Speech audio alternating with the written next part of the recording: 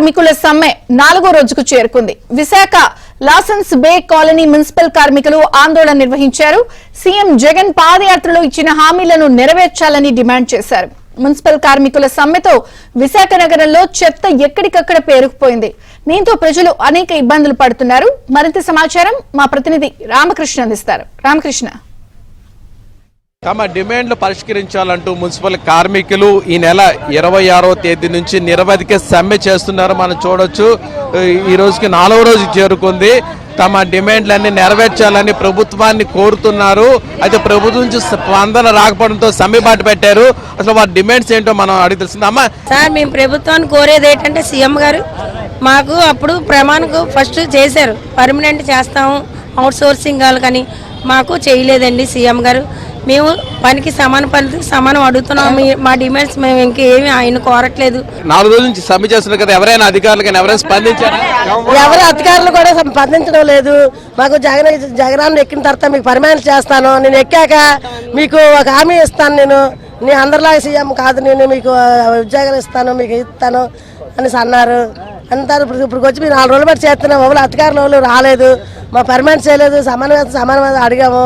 అది కూడా supreme court GO ప్రకారంగా మేము 26,000 జీవాలుగా మా గొంతమ్మ కోరికలు అడగలేదు. మేము మా ఇంటి కట్టుకొని మాకు ఇచ్చిన చేతం ఎంత అన్ని రేట్లు పెరిగిపోయి ఎంతవరకు ఇంటి కట్టుకొని సరిగా అవ్వడం లేదు సార్. విశాఖపట్నంలో 5,300 మంది అని చెప్పారు. దానికి తోడు ఇప్పుడు క్యాబ్ డ్రైవర్లు, అలాగే మలేరియా వాళ్ళు, అలాగే ఈ రోజు నుంచి కూడా వాట్సాప్లో వాళ్ళు దించాలనుకున్నాం. ప్రజల కోసం మేము కొంత ఆలోచించి చేస్తున్నాం. ఈ విషయం కమిషనర్ గారికి, అలాగే సీఎం గారికి, కలెక్టర్ గారికి అందరికీ తెలుసు. ఈ రోజు నుంచి కానీ ఇంకా మమ్మల్ని ఏదో ఇబ్బంది పెట్టి పోలీసులు పెట్టి ఏదో చేయాలని అనుకొని తోటి కార్మికులు కూడా దించాలనుకుంటున్నారు. అలాగే నిన్న కాకమొన్న ఏదో ఉద్యోగాలు కొంతమందికి ఇచ్చారు. ఆ ఉద్యోగాలు కూడా హెల్త్ ఆఫీసర్లు ఇన్స్పెక్టర్లు కలిపి ఏదో భయప్రాంతం చేస్తున్నారంట.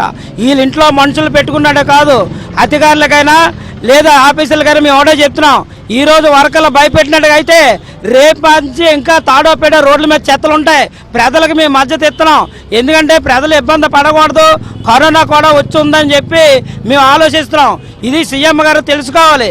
ఈరోజు సీఎం గారిని ఏమన్నా సాక్షి పేపర్ ఫ్యాక్టరీ మేము అడగట్లే, అలాగే భారతీయ సిమెంట్ ఫ్యాక్టరీ మేము అడగట్లేదు. మా కార్మికులకి కనీస శాతం గవర్నమెంట్ సుప్రీంకోర్టు ఏదైతే పిలిపించిందో ఆ పిలుపు ప్రకారంగా మా కార్మికులందరినీ వేరే చూడకుండా మున్సిపల్ కార్మికులందరినీ ఒకే అంచు మీద తీసుకొచ్చి జీతాలు ఇవ్వాలి. మీ సమస్యలను అధికారుల దృష్టిలో, ప్రభుత్వం దృష్టికి తీసుకువెళ్ళారా? చర్చలకు ఏమైనా మీకు పిలిచారా? చర్చలకు అయితే పిలిచారండి. మా సమస్యల మీద అయితే పారిశుద్ధ్య కార్మికులకి, మున్సిపాలిటీ కార్మికులకి అందరికీ కూడా అదే అసెంబ్లీ సాక్షిగా అపోజిట్ పార్టీలో ఉన్నప్పుడు జగన్మోహన్ రెడ్డి గారు చంద్రబాబు నాయుడు నీకు చేత కాకపోతే నువ్వు దిగిపో, మా ప్రభుత్వం వచ్చిన తర్వాత ప్రతి ఒక్క అవుట్ సోర్సింగ్ కాంట్రాక్ట్ వర్కర్లు అందరూ పర్మిట్ చేస్తామని ఆ రోజు అసెంబ్లీ సాక్షిగా చెప్పారు జగన్మోహన్ రెడ్డి గారు. అలాగే పాదయాత్రలో చెప్పారు, మాట చెప్పను మనం తప్పనని చెప్పారు. అలాంటి పెద్ద మనిషి ఈరోజు కార్మికులందరినీ కూడా చాలా భయభ్రాంతులకు గురి చేసి మమ్మల్ని అందరినీ చాలా ఇబ్బందులు పెట్టి పోలీసులు కూడా దింపి మీరు కానీ పనులు చేయకపోతే, పోలీసులు ఎక్కువ మంది ఉన్నారు, ఎందుకు వచ్చారు ఇంతమంది? మమ్మల్ని అందరినీ తీసుకెళ్లి అరెస్టు చేసి, మేము అరెస్టులకి ఇలాంటి పోలీసులకి అరెస్టులకి మేము భయపడమండి. మాకు ఇలాంటివి కొత్త కాదు, మేము చాలా సార్లు పోలీస్ స్టేషన్కి వెళ్ళి వచ్చాము.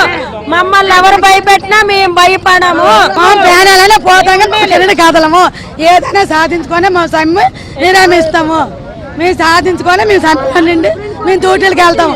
ఎంతమంది 100 మంది ఎట్లా మాకు ఏం కాదు. అట్నే మొత్తం మీద పరిస్థితి, తమ సమస్యలన్నీ సాధించేంత వరకు సమ్మె కొనసాగుతాని పోలీసులు వచ్చి తమను వేధించినా కూడా తమ సమ్మెను ఆపమని, తమ డిమాండ్ అన్ని సాధించిన తర్వాతే సమ్మె విరమిస్తామని, అంతవరకు ఉద్యమిస్తూనే ఉంటామని కార్మికులు అంటారు. వీడియో జర్నలిస్ట్ అభిలాష్తో రామకృష్ణ.